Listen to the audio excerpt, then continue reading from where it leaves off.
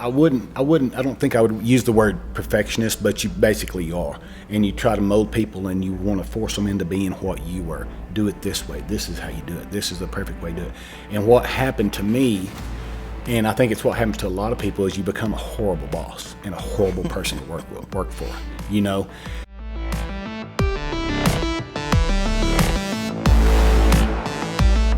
Street Smart podcast. Here we are on the road this time. Came all the way to Midland just to sit down with my cousin, Jeff Lott. So it took a little bit of convincing. I had to call in some favors to my cousin Carrie, and so here's Jeff. And Jeff's got a great story, and I've obviously known Jeff for a long time. When did you and Carrie get together? Well, and she's in the room, so you better get it right. Yeah. Well, I moved from Oklahoma to my cousins lived in Greenwood outside of Midland. Right. So we moved there, lived with them for a couple weeks before Mom and Dad found a house, and that was in the summer of '89, and started school that fall of '89. You'd have been freshman? I was senior in high school. Oh, so yep. I'll try to give you a little bit of credit. And Carrie was in my first period class, but I didn't know her, you know. And then mutual friends set us up to do a double date, and I was like, oh, okay, yeah, sure. And the mutual friends backed out, so Carrie and I on November 10th, 1989, right, we got in my '72 Chevrolet pickup with no air conditioning, which is still hot in November and out here, you know. Yeah, it's not cool for sure. Went to Pizza Hut. Yeah. Oh, which pizza? The one on Wadley with Yep. the sit down Yep. games. Yep. That's awesome. So then I met you. Then basically right after you'd moved here, I didn't realize that you had moved here from Yep. Oklahoma that same time. I thought you'd Yep. lived here for quite a while. But obviously you've been a part of my life for a long time, and Carrie forever. And we won't get into some of those stories for sure because they're painful for both of us. But I found it really interesting, and it's a real testament to you and to Carrie that you guys from that early on have still been just a model couple, at least from the outside looking in. And you got two great daughters, and now grandchildren, and those types of things. It's just been amazing. And then your story too is amazing as well. And I just want to kind of, I know personally I've never sat down and had the conversation with you about you're founding your business and then selling it, and now doing hay out on land we used to go shoot rabbits on all the time, and all of that. And I just, for me personally, I'd love to hear the story, and I know that others will get a lot out of it. So what did you want to be when you were growing up? Well, I think when I was in about the third or fourth grade, I had a bunch of Star Wars, the X-Wing fighter, and I had the TIE fighter, and I took them apart one day, and I couldn't get them back together, really. So I put them in a duffel bag and hid them in my closet. I'm in third grade, so I get home. In trouble. Yeah, I got home one day and my mother had found them and she had put them back together. So I was afraid I was going to get in trouble, and B, I was irritated that she figured out how to put them back together and I couldn't. Did she have extra parts when she finished? No, she got it to work. Yeah. I don't think it was that hard to get them back together. It just my third grade brain couldn't. Yeah. But I knew early on that I wanted to be a mechanic. I wanted to work on stuff, seeing how things were, tear something apart, see how it worked. That was very interesting. I used to get old radios and stuff, and I never was into electronics, but I'd get old radios and take them apart, take the speakers out, hook them all together, and listen, stuff like that. And so I wanted to be that. My dreams were to join the Air Force, become an aircraft mechanic, work on jet engines, and that's kind of what I wanted to. And I got married instead. But I did find out that I didn't have quite probably the math skills or the desire for the bookwork to be an aircraft mechanic. Well, it's disappointing that Carrie ruined your dreams about that, but it seems to have worked out just fine because it is ultimately, what led you to start the pump company and all of that, I'm sure. But you didn't always have that. What did you do? What was your first job? My very first job, where I got a real paycheck, I was mechanicking. My father worked for a guy up in Oklahoma What part of Oklahoma? Up there, he was in Skytook. So I drove from Cushing. We lived in Cushing. I drove from Cushing over to Skytook every day and worked over there. I had an old Buick Skylark, 76 Buick Skylark. It ran like a bat out of hell, you know, it ran good. Right. I went to work for this guy just mainly as I do anything, you know, roused about. He was a small oil field guy, and just worked on everything that he had. Right. And most of it I didn't know. You know, and a lot hasn't changed. Right. Every small company has that guy. That can fix whatever's broken. Then I was 17 years old, Sure. you know, but he'd give me something and tell me to change that part, and right or wrong, I got it in there. But it might not work, but I got it in there. Every once in a while, your mom had to come do it. And, Yeah. Hey, Mom. You remember that X-Wing? This is similar, but different. Yeah. So that's awesome. And so you did that for a while, and then when you came here, I assume your dad was doing the same type of work. Yeah, Dad was working in the oil field. I went to work at the YMCA. I met some really interesting people at Central YMCA in downtown Midland. Some people that at the time I didn't know how important they were, Sure. or how neat they were, you know, but met lots of people that then later on you find out, oh golly, he used to be a senator, or he used to play football for, you know, met Wally Klein, you know, and Wally's dad, you know. So worked so I would get up at 4 in the morning, and you had to have the hot tub hot and the sauna hot and everything by about 6, I believe it was. So I'd get up at 4, get up there and get everything hot and if you didn't, there were some mad old men in Midland if you didn't have it hot. And then I'd go to school. Yeah, that's right. They don't mess around. They have their schedule. No, when you got a 17-year-old kid sitting there and he's supposed to have everything going, the lights on. They're going to let you know if it's wrong. Yeah, they didn't put up with it. Yeah, well, I doubt, knowing you, I doubt that you never missed on that, I bet. No, I worked really hard, and I enjoyed working at the Y. But I did that, and I would go to school, and then I got out of school early, and when I got out of school, I'd go back to the Y and work till about 9 o'clock at night. Mm-hmm. And then I knew I wasn't going to be in the fitness industry, but I did work there. And then Carrie and I, we graduated. I was working at Avis Lube, changing oil in cars. And that's almost a mechanic. Almost, yeah. You're touching cars. You're touching it, yeah. And then we got married in December of 1990, and late January, early February of 91, I went to work in the oil field for a family in Stanton, Texas, the Swensons. What was the name of the company? Swenson's Contractors. Homer and his wife owned it. And I wonder how they came up with the name. Yeah. I think they started it in 79, and it probably wasn't, nowadays when people start oil field companies out here, it's called something. It's something fancy. You're going to hire somebody that's going to set your whole brand up. And back then it just wasn't much fancy, but they're really good folks, really small, tiny company. Really What'd they do in the oil field? We worked on mainly gas engines. Okay, so mechanicing. Yeah, we were doing mechanic work, Gas engines that ran pumping units. They were pretty old antiques back then, Right. And promise there's still some out there there doing are still it. a few out there, yeah. And probably in 2010, we were still rebuilding some and putting them on brand new wells, Wow. But did that for 9 years. Did a lot of hard work. Did a lot of extra work. And was it extra work, or was it like, I want to learn this, so you took on additional responsibilities, or was it there's no one else here to do that, and I see that needs to be done? Well, my problem that I've always had, that's gotten me in a lot of trouble over the years, is I never said no. I won't say no. So we kind of graduated into some pumps, working on pumps in the oil field, and the pumps are more important. The engines, if it went down, well, we can work on that next week, no big deal. Yeah. But pumps, they had to be fixed right then. So I got to know a lot of the customers that we worked for, had good relationships, and they knew I wouldn't say no. And finally they got to calling me on weekends and late at night, and it just got to where I was doing a lot of, and built a reputation with those people. Sure. That they could trust me. They could count on you. They call you whenever, and you make it right. One phone call, and they didn't have to make any more phone calls, and that's Sure. it. They went back to bed. At what point did you decide, like, man, I might want to start my own thing?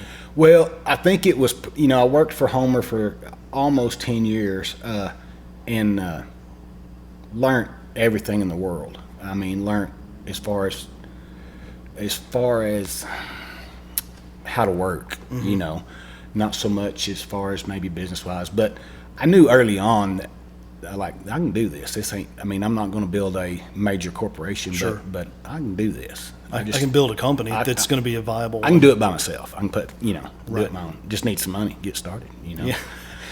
Isn't that the way it is? Yeah, yeah. Has anybody got any money? I can do this Exactly. if you give me some. Exactly.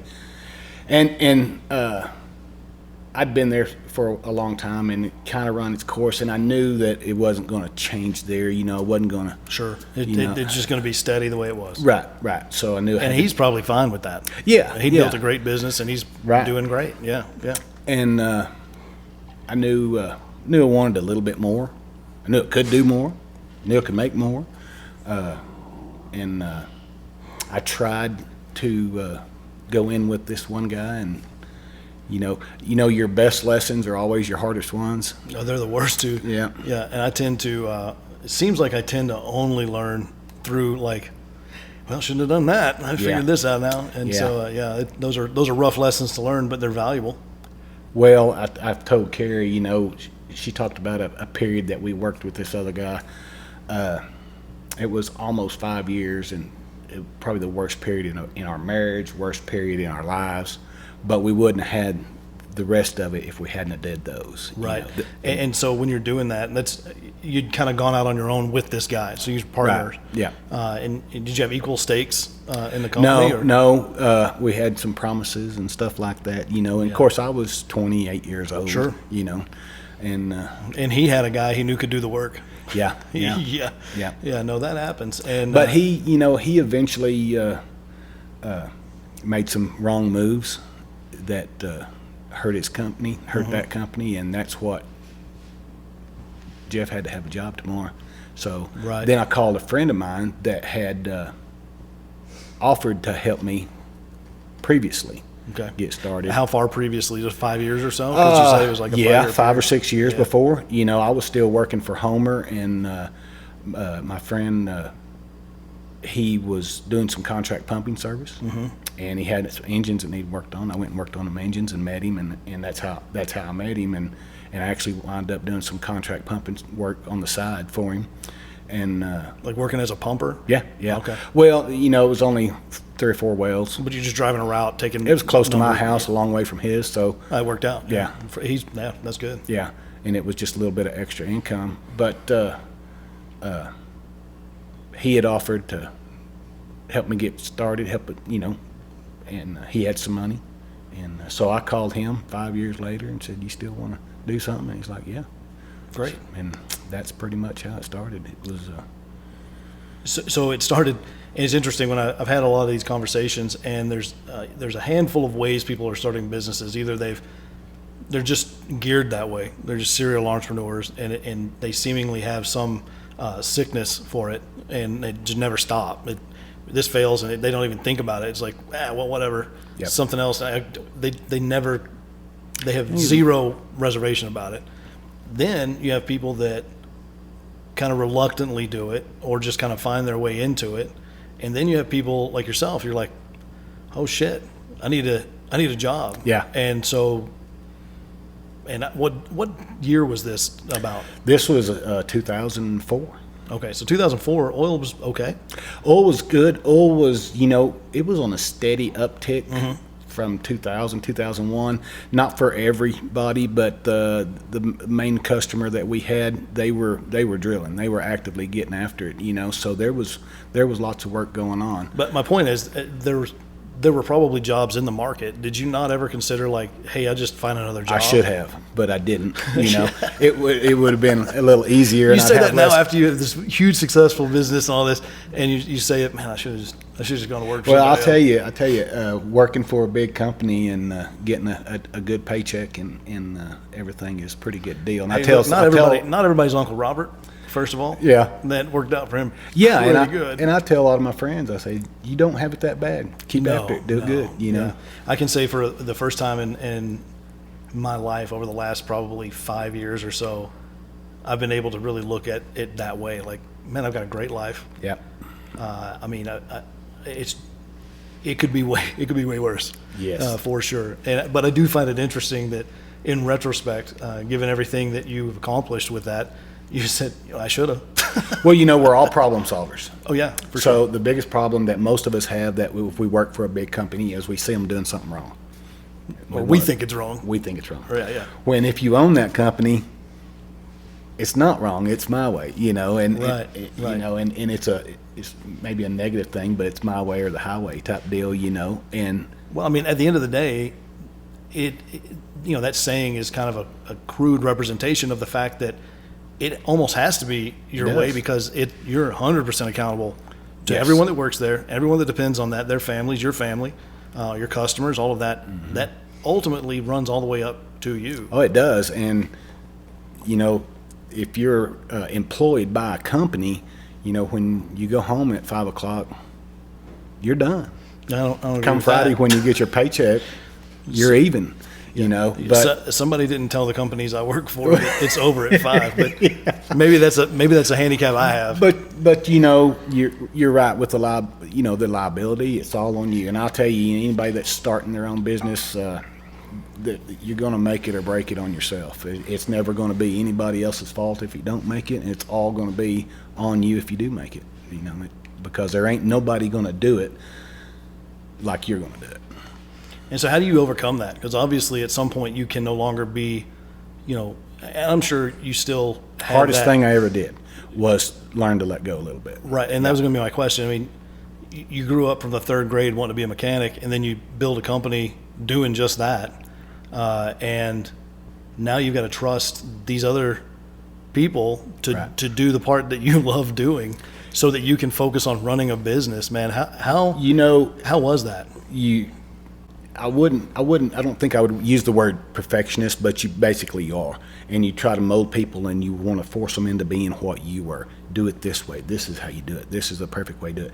And what happened to me, and I think it's what happens to a lot of people, is you become a horrible boss and a horrible person to work for, you know. And once you learn, because you've just got your thumb on everything and everything's got to be perfect, and your hands are they're on pins and needles, you know. Mm-hmm. And when you And in this context, perfect means the way in my mind it should work. It Yes. doesn't necessarily mean it's perfect. Exactly, right? exactly. And when you learn, and it was the hardest thing I ever did, and I became a lot better person to work for. And I was a horrible person to work for several years, but I became a lot better boss, a lot better employer when I let people go, let them take care of it. I let some of the responsibility go, and then when things didn't work good, then that was another learning experience of how to navigate that. Yeah, for sure. When things didn't work out right, you just gotta So let's pat 'em go. on the back and say, "Let's go." Hey man, and sometimes it's not going to work out. Right. You've got to learn how to pivot from that. But let's go back to when you were a terrible boss, because that's going to be fun for me to listen to. What were the things that you were doing that now when you look back on it were like, oh, man, I should have known not to do it that way, but for whatever reason you just couldn't get out of your own way there. Yeah. It's a compulsiveness that's in you, and I still have it. I just have it in different forms. But what drove me was I could not fail. We weren't going to fail. I wasn't going to go to work at Home Depot sweeping floors. We're not going to fail. I've got to make this work, and the only way I can do that is I can force Justin to do it this way, Justin. And You know me better than that, for right? sure. Yeah. and of course, we've got employees that were younger than me, and I wasn't very old, but they're younger than me, and you learn. It took me a while to learn people are motivated different ways. Some people, I was motivated by a good butt chewing, or when you messed up, that motivated me. a lot of people aren't motivated that way. That can shut them down. Yeah, you motivate a lot of people just by patting them on the back and saying, "Hey, I know you can do better. You're going to do better. I know you can. It's going to be all right. Right? You're not fired. You messed up." And I assume that was not day one, Jeff. oh no, Yeah. no. But boy, I tell you what, life got easier when it got sure, that way. Life sure. got a lot easier. But it was just, I think it was the determination not to fail. It really made me pretty hard to work for. Right. And I think it does a lot of people. A lot of people that was in those positions. And did it make you hard to work for because you saw any deviation from the way you thought it was supposed to be done as an attack? As maybe we were lazy, or maybe we wanted yeah. we didn't go the extra mile to make sure it was right. We wanted to get home early. So I wouldn't do that. Yeah. I don't care how late it's going to be. I'm going to stay out there and make sure it's done right. So it not only affected my employees, as it affected our marriage. You know, me and Carrie, I wasn't pleasant to live with because I never turned it off. I come home, I was still working. You know. Yeah. I mean, there's Dana White had a thing I saw on Instagram. By the way, Instagram Reels, you've stolen so many hours of my life over the last year or so, but some of it comes out pretty good. And Dana White had a thing where he's like, these people that say, man, if you go to work for yourself, you get to set your own hours. He goes, no, you don't. Mm-mm. He goes, there's no hours. You have no vacations, no holidays. Yep. He said, especially early on, you're always working. And so I'd offered Carrie to be on with us because I thought it would have been interesting. She's sitting over there just smiling. I thought it would be interesting to hear her version of events when this was going on. But there's so much I missed out on so much with the girls. Sure. And the point I was going to make, I've seen so many of my friends start businesses, and one of the things that's always kind of sort of handcuffed me from wanting to do it is I've seen people burn relationships down. Oh yeah. And I'm just like, oh man, I just don't want to do that. Yeah. I want to guard against that. Yeah. And so but yeah, to your point, like you said, you missed out a lot with the girls and stuff, and your relationship, obviously it suffered some, but not much. I mean, you guys fixed it. Yeah. Yeah. I was old school. You don't throw in the towel, ever. Yeah. No, you don't quit. Even when there was times when we,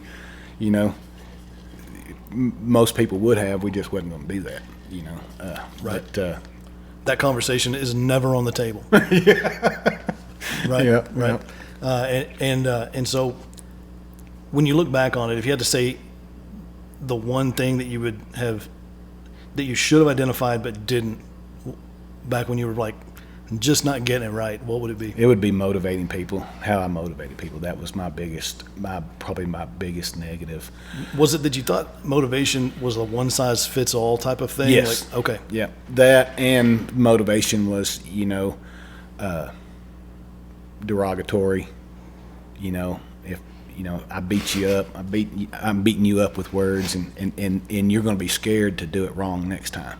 If I'm rough on you or tough on you this time, you're going to be. It was the football coach mentality. Sure. Well, it was also the way we were raised. Paul Bear Bryant. That and if you look at some of Bear Bryant's documentaries, man, he felt really bad about the way he treated some of those boys at A&M. Well, later, because he saw it. Right. He learned. He evolved too. Sure. I'm going to interview my dad at some point in this, and I'm going to bring up the fact that one of his favorite things he used to say to me when we were working together on something, and I don't remember him saying it to my brother, so maybe he likes him more. But he used to say, "You just hold the dumb end, let me hold the smart end." And I remember when he said that the first time, thinking, "Oh, really? Like, that's ridiculous." But no, I get it. And so, what was it that made you then figure out this is not working? I need to make a change. I had a friend, a guy. He's a friend today, but we hired call it a business coach. I would not have anticipated that out of my cousin Jeff Lott. Yeah. Well, I'll tell you, my partner, I was 50. Me and my partner were 50-50 partners in this, and my partner was very, very good at looking outside the box, and he knew my capabilities and knew what I did and knew where I was good, and he knew where we needed help, and he had a friend that had hired this guy that he worked for him. So, you know, we give him a chance. He come in and talked to us, and not only did he help us with financial decisions, not really decisions, but financial strategies. He helped me personally, and he's a, I guess you call it a self-help type guy. He does classes and stuff, and A little guy named Tony Robbins. kind of like that. Yeah, a lot like that. His dad did the same thing, so it's kind of some lineage there. Sure. He lives in Louisville. Okay. But he talked to me a lot, and it didn't sink in right away, but he talked to me a lot, gave me some examples, and then I saw those examples, you know, come out and work. And then what I found, the greatest thing, Justin, is what I found is when I implemented to be better to my people, it made life a lot easier. Yeah. They actually did, our employees did better work because they were so much like me, because they didn't want to fail, and they didn't want to let their boss down. That was one of my biggest drivers. I didn't want to let the guy down I was working for. I'm gonna work hard. Sure. So getting those examples and seeing it work, it started changing everything. It made my life easier. I got along with my employees. You know, you could motivate people easier. We had employees with good long-term tenures. You know, How long into the company was it before you started making these changes? How many years? I'm gonna say it was probably around 2012, 2013, 14. You founded the company when? In 04. Okay. So A long yeah, it time. took a while. Yeah.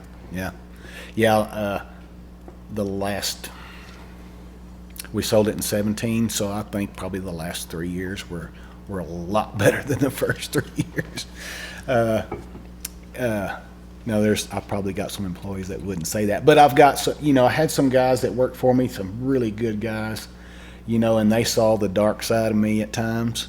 And later on, after we're gone, after we sold, and had a couple of them come up, and man, it's just like old friends, you know. So they understood a lot of it, and they knew what drove me, and why I was the way it did make it right, but they understood it. You know? No, you know what? Even if it's not right, I think if people know the heart behind what's Yeah. happening, and they're like, man, this guy, yeah, he's kind of an animal to work for sometimes, but it comes from a place of excellence. He wants excellence, and I think people can get around kind of the way it makes them feel for a while. Here's what I'll tell you is I could have my butt chewed a lot, like 100 times. If there's one, you did good, Jeff. Yeah. You did a good job. If there's one of those, you know, every 100 butt chewing, It sort of resets it, right? man, I'm good. Yeah, I'm good.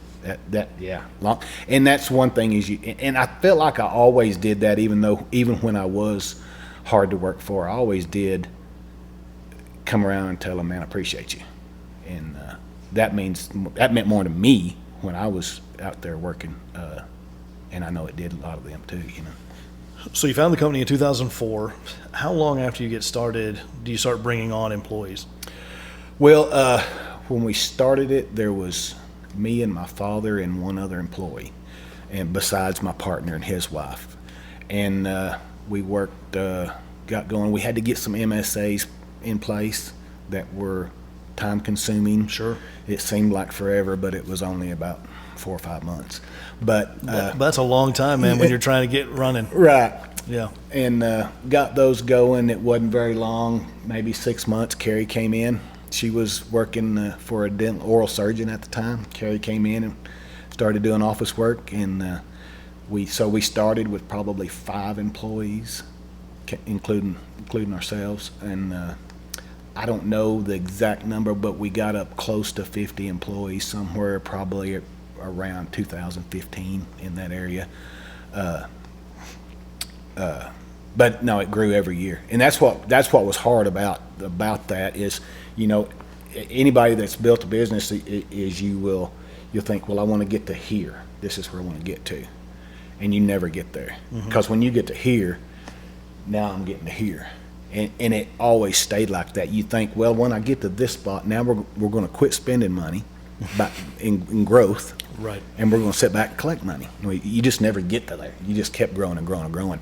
So we rented a small building, got started, and then we found some acreage out in Greenwood that had a small building on it that we could use for an office. Paid $50,000 for 6 acres and a 30 by 40 building on it. We built a 50 by 100. You're not going to do that today. No.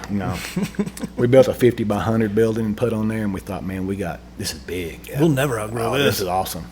And a couple years later, we built another 50 by 100 with an office, and then a couple years later, we built a 100 by 100 with a main office, and then a few years later, we built another 100 by 100. So it grew. It just grew. Every few years, it grew and grew and growing. How did you determine that, okay, we have to put out the capital to do this?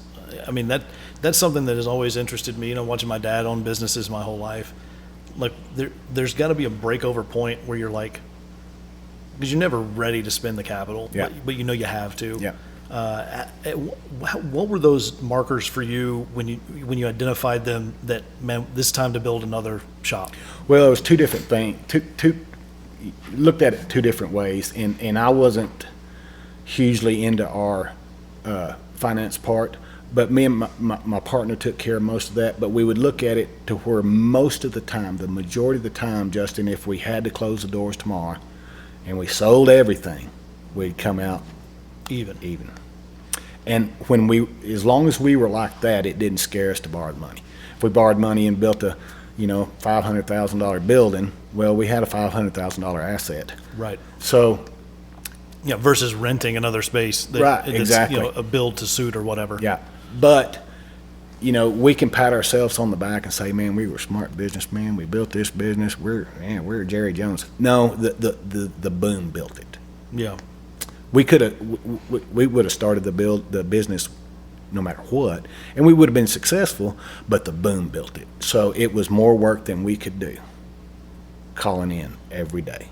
More and more work, more and more work. We need this, we need that, more and more work. We did this, we did that. We branched out into a few smaller, like some rental stuff, and everything that we did was successful because of the boom. Sure. And it was that time period before we got everybody to move out here to Midland. Yeah. When there's a bunch of people that had vested interest in Midland. Yeah, it was people that had been here forever, sure. and we were doing all the work. Everybody's working as hard as they could. Sure. And there wasn't enough employees, but so there wasn't a lack of work, for sure. So let me ask you this. You mentioned just a moment ago, you got to a point where you were kind of branching out and bringing in new business lines and things like that. That's scary.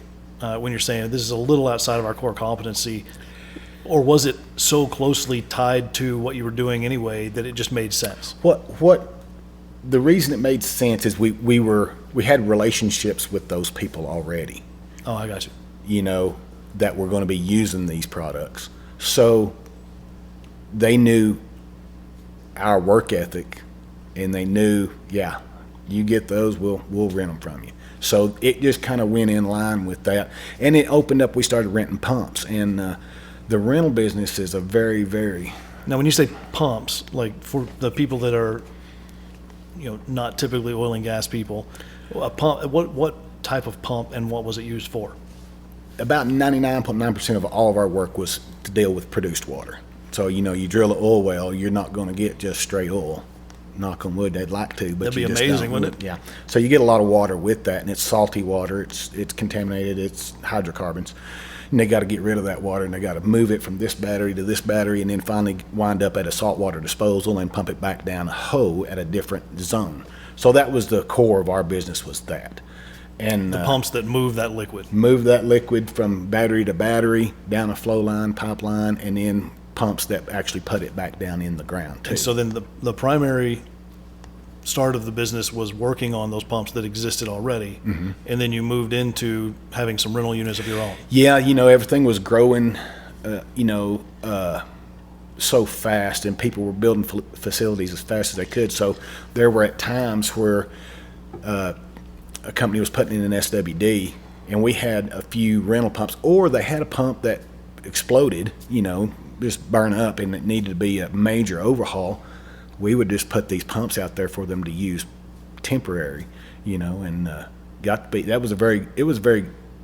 there's probably more money in that than working on pumps with renting. A recurring revenue stream is nice, man. Yes. Yeah. And you got the pump back and you went through it and make sure it was ready to go again. But, for a while we would just loan them.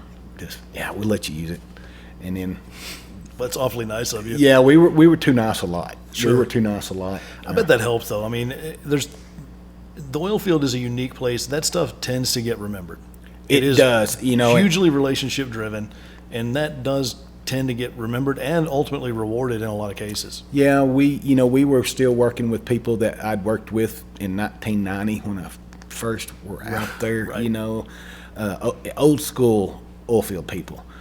People that been in the oil field when the price of oil was $8 a barrel. And hey, how about a few years ago when it was negative 46 Yeah. a barrel? I was watching that day just laughing like, this isn't even possible. Is that even possible? Yeah. Right. I had friends calling me going, hey, should we buy some oil? I was like, no. Yeah. Do not do that. Yeah. Where are you going to put it? Because that's why it's where it's at, because they don't have a place to put it. Yeah. Just stay in your lane, Richard. Yeah.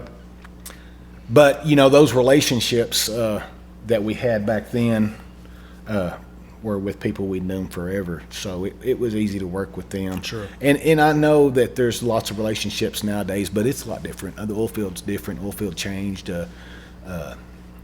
Companies that had 100 employees and now they got 300 employees. And they got an engineer for every toilet in the building and stuff like that. I sometimes wonder, there seems to be at some point, and I don't know if it's still this way, but at some point there seemed to be some sort of a metric for, like, the measure of success was how many people you had.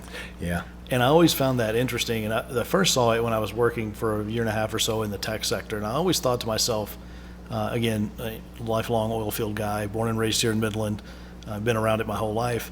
The mentality was always more with less kind of thing. Yes. And then I start seeing this sort of change in, like, it almost being talked about like you're a successful company because you grew it to this many employees. I was like, well, what if half of the employees could do all of that? Yeah.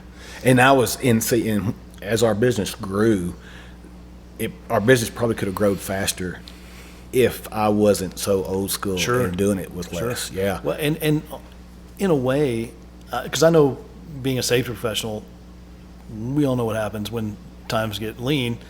Unfortunately, a lot of times those types of positions are eliminated, right or wrong, it's just the way it is. Mm-hmm. Whenever I'm growing a department or being asked if I think I need to bring on headcount, I'm always very aware of, like, no, I don't want to do that unless I absolutely have to. And it's not a selfish thing. It's protecting whoever I might bring in. Sure. It's not I want to keep it all to myself because, good God, I'd love to have help. It's more like I don't want to bring somebody in and then have to let them and in a year and a half I have to let them go for reasons they can't control. Yeah. And so I get it, man. But I don't think it's wrong to grow slow. No. My partner and I, we didn't have high educational backgrounds, so I'm sure we spent most of your life in Oklahoma. Your formative years, for sure. Yeah, so. right. And so we did it the best we could, and with the help of the boom, we did really well. I mean, sure. we did really well, and we would look at hiring people and think, golly, that's this much salary every year. Can we afford that? It was crazy to even think that, because every time we hired somebody, it just made everything better and better and better, just hiring more and more employees. Sure. And when you, at what point, when you first opened up the doors, you said, man, let's do this. That day, you're not thinking, man, I can't wait to exit this company. You're thinking, I'm going to do this forever, right? Or are you thinking, man, we could sell this one day.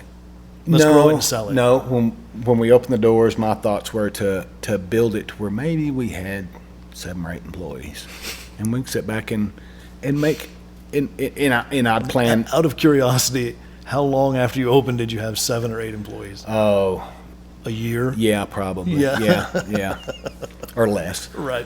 And I think in 2006 when we bought the property and built that first building, we probably had somewhere around 10, roughly. But yeah, I didn't. You never. That's not what you planned for. And who knew the price of oil, the boom? It was just going to go crazy like it. We didn't know that. Sure. So we wanted to build a business that we could sit there and work at till we retired. It wouldn't bother me to be out there turning wrenches when I was 60. The guy that I learned from, he turned them forever. I don't know. I imagine he was in his 70s and he was still out turning them. So, and I was fine with that, and that's, I wanted to be able to send my girls to college. That was about it, Sure.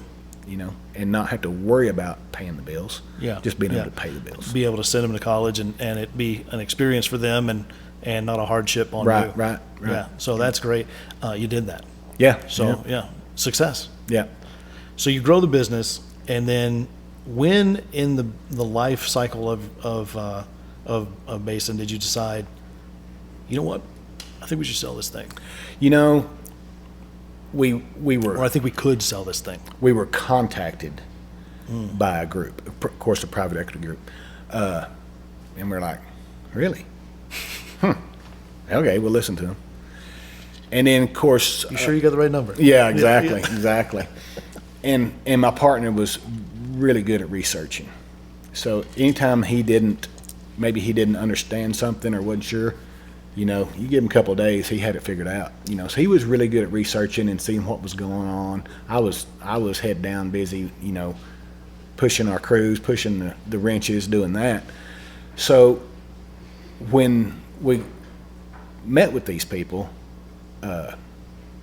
we were smart enough to say no, and we did. And then we, So the first time you're contacted, yeah. and I'm sure they put a number in front of you. Oh yeah. You looked at that. And I'm not going to ask for the number. Was it a good one? I mean, it was more than what I would ever expect, but it wasn't. You looked at our company and we looked at the asset and actually what we thought it was worth, and it was okay. How hard was it to turn it down? Not very hard. Yeah. We got more work than we can do. We're doing good. We're growing every year. It wasn't hard to turn it down. And then maybe 2 years later, we had another guy come along, and Not the same group. not the same group, Different group. but with a different strategy. And it didn't take us long to figure out what their strategy was for us to work for them. And that meeting didn't last but a few hours, and it was over. And then I find it interesting how many times, especially here in West Texas, it seems that financial institutions underestimate the people out here oh yeah, it drastically. I think. What was weird, I wouldn't say weird, but back up your statement is we grew a lot, and and if you ever own a business, you're going to have debt, and you're going to be partner with a bank. Mm-hmm. You're not going to foot the bill out of your back pocket. You're going to have a loan, and of course we had operating loans and stuff like that. But we outgrew the bank we were at, and it was a great bank, but we outgrew them. They had certain limits, and we were over those limits. And a good bank's going to recognize that and say, "Hey, we can't help you." Yes, and there's federal laws to Sure, what they can do, and what they can do, and they'll farm out maybe some of that loan, and they did that, and then they got to where they didn't want to do that. So we had to find a new stream of revenue, and you'd be surprised who'd turn you down. And then the next guy comes along like, yeah, how much more you want? So it really is weird how certain financial institutes view things versus others, and they're 2 blocks apart on the same street, Mm-hmm. But I've always found it interesting when you go to borrow money, like for a car or a home or whatever. I told someone a while back when one of the guys at the jiu-jitsu gym was buying a house for the first time, and he's like, I'm worried about getting a loan. I was like, it's easier to get a home loan than it is a car loan. yeah, and You'll be just fine. The best thing that I ever learned was they work for you. Yeah, that's true. And they don't make money if they're not loaning you money. It behooves them to give you the loan. Yeah, For sure. Yeah. They're going to figure out a way to do that. So you get contacted. This second one, you figure out, I'm not going to work for you, and so that's an easy no. Yeah. And so you go back to work. Yeah, we just keep going. When's the first time? So 2004. When's the first time you're contacted about potentially exiting the company? I don't know for positive, Justin, but I would say probably around 2014. It's about 10 years in. Yeah, maybe 2013. I'm not positive. Don't remember, but But by then you've got a real business. Like, it's been doing it for the better part of a decade. yeah. And is growing every single year. We're building more buildings every year to house our facilities. We had a lot of work, a lot of pump work. There's a lot of machining work. We farmed all that machine work out. And we eventually just had a machinist. Got some CNC machines. We didn't do CNC. Okay. But we had engine lathes and boring mills and stuff, and we did all of our own stuff. It was just growing, and that was really good for the company. The guy that we had running the machine shop was just top-notch guy. Sure. But we were growing every year. We sold in 17. I think we completed or finished our last building in 16. Wow. So even up in 16, we weren't planning we're just moving on. Yeah, we're not planning on selling. You're getting offers, and just none of them hit right, and you just keep going. Yeah. So you're not actively marketing the company. No. It's just these offers are coming in because people are recognizing you've built a business that's successful. Yeah, we were, when you partner with someone, a partnership is very hard, and there were times where I know my partner wanted to just strangle me, and vice versa. Sure. So we'd been in partnership together for over 10 years, and it's tough, and the oil field changed so much. The safety, when we started, a hard hat, you're good to go, to what it grew into. It's just Right. crazy, and so it gets to be a drag. It's more mental. It's exhausting. So we were to the point to where we weren't actively saying, "Hey, somebody come make us offer," but we're going to listen. But we were ready to listen. Sure. Right, yeah. Sure. So it's interesting. You go back to the partnership being hard, and I've always found it fascinating. I have friends that have had 50-50 partnerships that worked great. Mm-hmm. I've had, and Dawn, my wife, she has family members that had 50-50 partnership, and family doesn't go to same functions anymore. Yeah. Like, it's awful. It's very stressful. So how did you guys navigate that 50-50? Because let's say an offer did come in and you're all over it, and he's like, no. How do you get past that? On that deal, on something like that, Bob and I, we always saw eye to eye pretty damn close. Sure. We could talk about it, and we would always come to about the basically same conclusion. And we were good at the part of the business that Bobby took care of. I didn't put my nose in it very much, hardly ever. And the part that I took care of, Bobby didn't stick his nose in it either. Was it a case of that part of the business didn't interest you and him? Exactly. And so maybe that's the answer, right? Pushing papers and regulation and insurances and taxes, that just sure didn't interest me at all. And I know my part of it didn't interest him. You mean in third grade when you're thinking about mechanic, you weren't thinking about what tax structures and stuff you Right. needed in place? Right. And I'll give Bobby a lot of credit. He did just a fabulous job, because he didn't have a background in that either. What's Bobby's last name? Bobby Brown. Bobby was actually his music's amazing. maybe a different guy. Oh, okay, well, maybe. I don't think he ever wore any of those pants, but So it's weird to think he was married to Whitney Houston, living out here in Midland. yeah, I know it. Yeah, but no, shout out Bobby Brown, man. That's great. Bobby was big into horses, cutting horses and stuff like that. And That's a cheap hobby. yes, and that's what I think that's what got him in the oil field is. I need some money. I got some kids. So he got in the oil field and started contract pumping. Well, I think he actually started working for Harbison Fisher, and Bobby was very good as far as he took care of his customers. Very trustworthy person. Did an excellent job. So he built a reputation with his customer. He's working downhole pumps, designing them, stuff like Sure. that, building them, everything. And he eventually started contract pumping, and he actually built a business contract pumping, and he had 3 or 4 employees, just pumping wells, lease operators. Don't call them pumpers anymore. They're lease operators. Correct, Pumpers a yeah. negative term. We don't call them swampers anymore. Yeah, either. yeah. Helpers. Yeah. But Helper technicians. yeah. Yeah, if you call somebody a pumper nowadays, you're being mean. Yeah, we Lease call it, operator. Shop hands or shop techs. Technician is an outstanding word. Yes, because you can be anything and be a technician. Correct. Yeah. I'm a podcast technician right now. So are you and Bobby still talk? Yeah, not a lot. Is he still in the area? No, they live over close to Weatherford area. It's not bad country over there. No. They bought them a few hundred acres there and got them some cows, and that's what Bobby's background and his wife's too. Is cows and stuff like that, and they got some grandkids now, and life's really good for them. And we talk from time to time. We still own the property, so. Oh, so you retain the property even after the exit? Yeah. Those private equity groups, they don't want to own any properties. They're not. So did you guys spin up like a real estate business to hold those? Yeah. That's cool. Yeah. How soon after you started owning the properties did you put them in the real estate business, or was it when you exited that you decided, okay, we need to do this so we can hold them? The way it worked is, and that's the way those private equity groups do when they buy business, especially in our case, and I know in majority of the cases. So they come in here and they say they're going to buy, Justin's podcast, and we want to lease your building for so many years. Mm-hmm. So that's part of the buyout when they buy your business.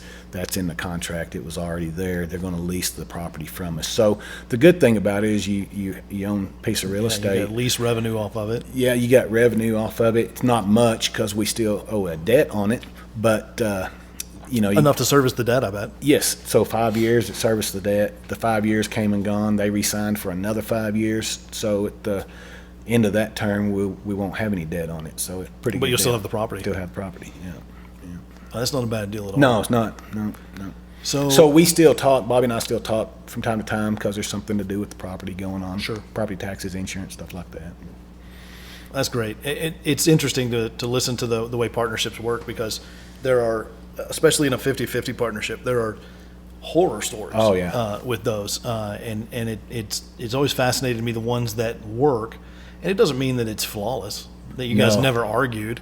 It just means that you understood the greater goal. You did right. You couldn't run it because of an ego or disagreement, and we did disagree from time to time, and I wouldn't say we disagreed too much, but we'd been doing it for 13 years. It's a stressful situation. That's a long time. And so, but we knew we couldn't let that mess up the whole thing. There are too many people depending on it. Yeah, you couldn't destroy it. Yeah, there's too much riding on it for sure. And going back to what you said originally, we can't fail. Right. This has to work. Right. So when you get the offer, the final one that you guys did take, and it comes in, and you guys go, oh, well, wait a minute, this seems interesting. Kind of walk me through that process of how that came in. Did it come in the same way the others did? Well, it was actually the same people that made the offer the first time. Oh, they came back around. Yeah, and I'm not sure the time period. I'm gonna say 3 years, something like that, from the first time we talked to them till this time. And the way we didn't know at the time, but the way those private equity groups work, they're kind of like a pyramid scheme almost. Is this private equity company buys these 5, and then there's another private equity company that buys this 5, that 5, that 5, that 5. Mm-hmm. And then there's another private equity company that buys that guy and that guy. So it's right. So they're trying to put pieces together to make a package. They're putting portfolios together that they're going to sell. Right, exactly. Yeah. So when they came back to us, pretty good gig if you have some cash. It's amazing how people make money, and it's amazing how business models are different. Sure. And their business model is way different than ours, and I don't really understand their business model, but they find a way to make money doing it. But anyway, they approached us, and we had our business consultant, our business coach, and we let him. That was a good thing about having. And I'll tell anybody that's going to sell your business, if you've got somebody that can be the in between guy, that's a great deal. Sure. They get a stake in it when you sell, but it was good not to have to deal with them and talk to them. Everybody has horror stories about when they were bought out by private equity. Ours was perfect, great. They have no problem with it. Well, having that intermediary takes the emotion out of the conversation. Yeah. You get to unload on that guy and then come down to what the answer is, and then he takes that back. And we were lucky enough, Justin, that if we didn't sell it, it's all right. We just keep going. We just keep going. So we had a dollar figure, and we gave it to them, and they said yes. They didn't offer us anything. We told them, here's what we want. And they said, okay. And they contacted us that second time. I want to say in September. I think we closed in December.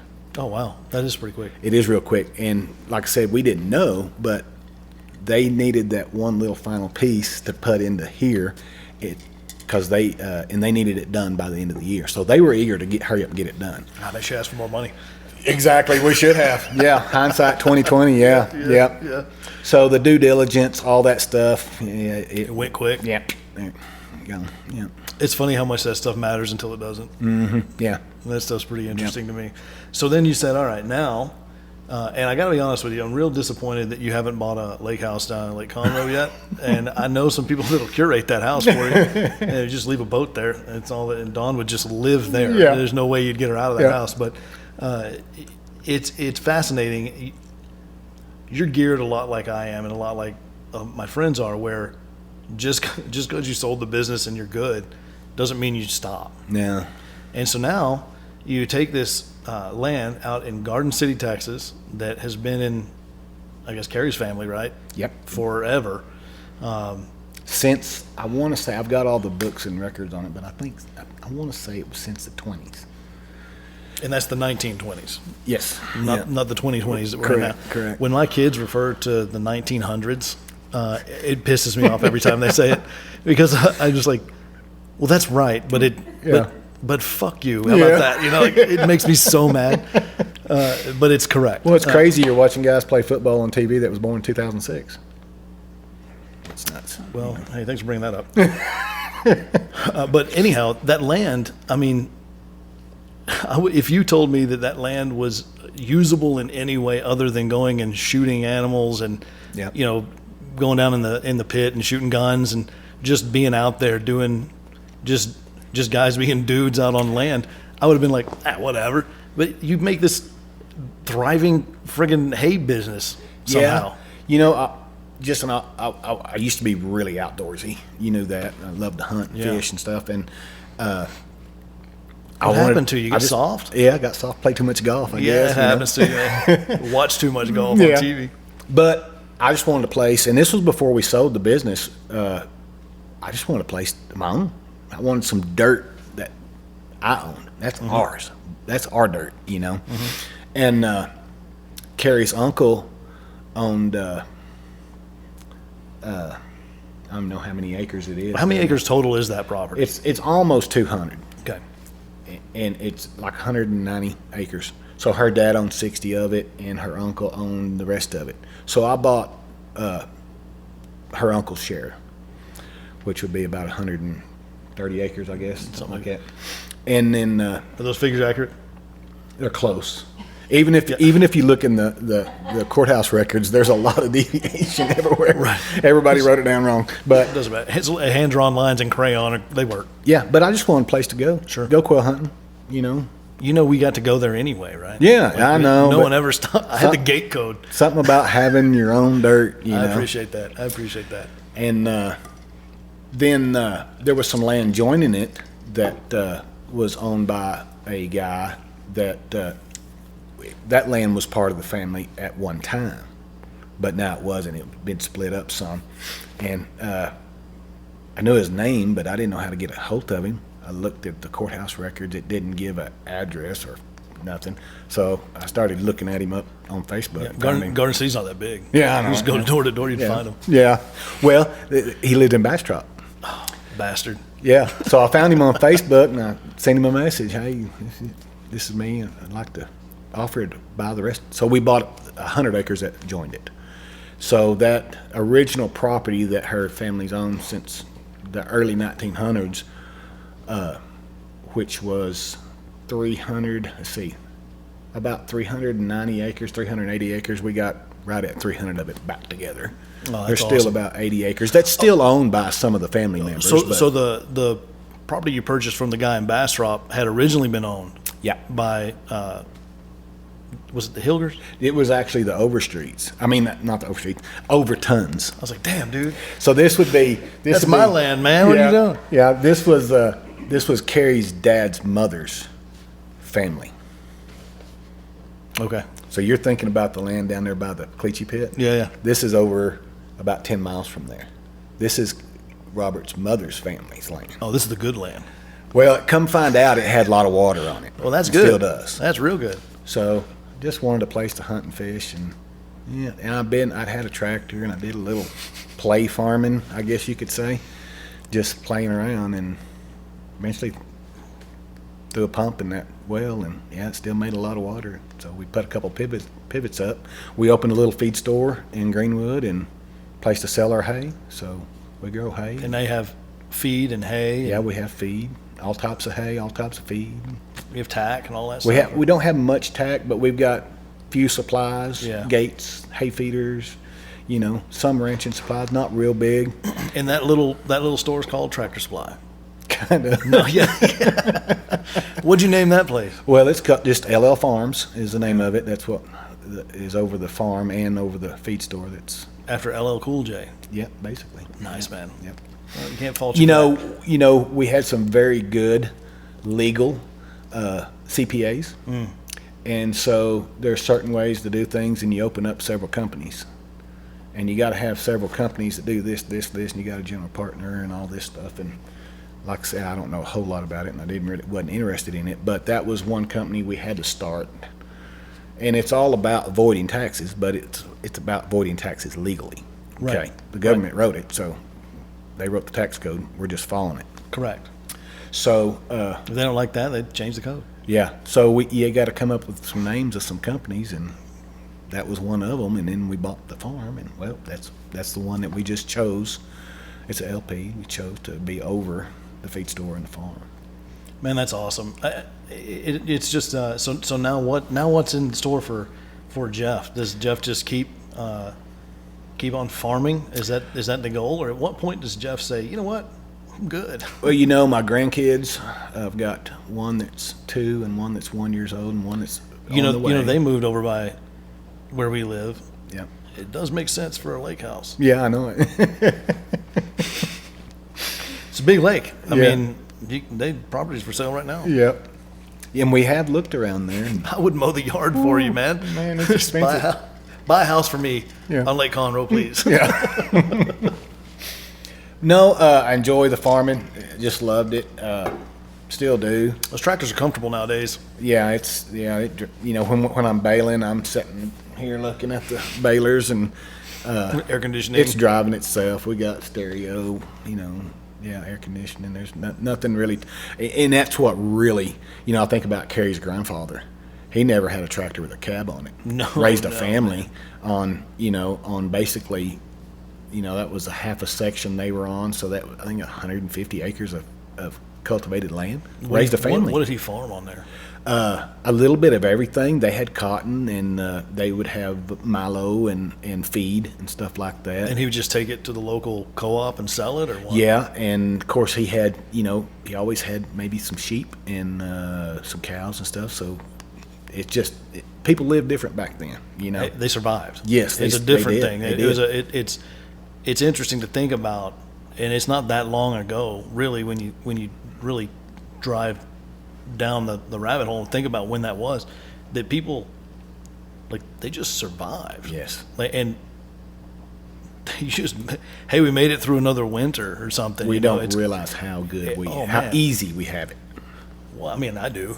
Yeah. I mean, I got on an airplane today and flew here, and now I come over to your house and hang out and talk on microphones, and it's a pretty good life, man. My grandparents, and I know Carrie's did too, but you had a huge garden, and you put stuff up in the summertime for the wintertime. Right. Because when they were young, what are you going to eat? You didn't go down here to 7-Eleven and grab a big gulp and a hot dog, Right. And get mad when you go in there and there's like, my favorite kind of thing's not there. Yeah, exactly. Yeah. So you're exactly right. It's a matter of survival. But Well, so what's next is you just keep farming forever. You're gonna find you out on the tractor. I've got a young man that's helping me a lot and wants to do it and take care of it and do it himself, and that's kind of what we're working for. Because I'm 50, almost 52, and I don't want to be out there on a tractor when I'm 65. I don't want to do that. And you don't have to be. No, and so he's he's wanting to do it. So we're gonna see how that goes, and one of these days I'd like to do a little bit more traveling, see my grandkids more, stuff like that. Spend a little more time with it. When they get up there where they're T-ball size, I just got to be there. And farming doesn't allow that. No, because that has to be tended to regardless of what's going on outside of all of that. But no, yeah, you definitely want to be there for that kind of stuff. Yeah. And I'm excited because that means you'll be in my neck of the woods a bit more. And well, Justin, we're actually hoping they move a little closer this way, so you may have to come. Well, we're hoping they will, but we don't think that'll ever happen. That's interesting. Thinking about like your kids and mine are getting to that age where they're going to go off on their own, and that's something that is when I sit and dwell on it, it's weird. Yes, but does it ever get not weird? Yes, it does. When the girls first went off to college, they're 2 hours away, 2 hours and 15 minutes away. Mm-hmm. We cried. I mean, we did. Of course you did. We did, and it was just horrible. And then after a few months, when they would come home and stay too long, we cried. So it does change. Like, hey, listen, I'm paying for a place for you to stay there. Yeah. What's happening right now? And it's still kind of that way. The girls came up for about a week here a while back, and that week's about perfect. But 10 days is too much. But yeah. But no, it does change. It kills you for a while, but you learn to appreciate the effects of it. Yeah. Whenever we go visit my parents, which is not as often as they would like, obviously, because they live up near Tulsa, and that's a bit of a hike from Houston. My mom will call me absolutely within a day of leaving, and she's like, "It just sure is quiet around here." And then she doesn't say that after that for a while. So I get it. But man, I really appreciate getting to hear your story. Like I said, I've known you most of my life at this point, and I knew sort of on a cursory level what the story was. You built this business and you sold it and all of that, but I didn't know the story, and it's just it's awesome to hear, and it really, I know, is going to be impactful for whoever listens to this. For sure, it'll be tens and tens of people will hear this. And at least. But thank you so much for opening up your home to me tonight and letting me completely rearrange your living room and making Carrie dig out every light bulb in the house. I'm not going to touch any of them. And that's an inside joke, and that's for Carrie's benefit only. Yeah, but I've heard that story. Everyone's heard that story. That story gets told every year for some reason, and it's an awful at story. Christmas or Thanksgiving, it gets told. Yeah. It's an awful, or on Facebook. It's an awful story, and they got what they deserved. I'll just put it that way. They did. So anyway, thank you so much for being a part of this, and man, I love you, and it's awesome to have you on the show. Yep. All right, thanks, man. Yes, sir. All right, that's it.